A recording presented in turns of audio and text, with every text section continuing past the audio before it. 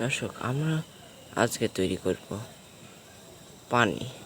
এর জন্য আমরা পরিবেশের কোনো সোর্স থেকে পানি নেব না, আমরা হাইড্রোজেন এবং অক্সিজেনের বিক্রিয়ার মাধ্যমে পানি তৈরি করব। এই জন্য আমরা প্রথমে হাইড্রোজেন গ্যাস বোতলে নিয়ে নিচ্ছি।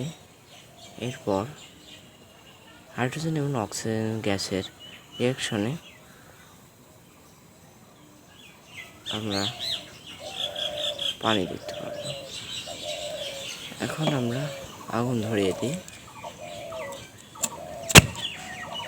দেখলে কি জোরে শব্দ হবে, এর ফলে এর ভিতরে অনেক পানি তৈরি হয়েছে।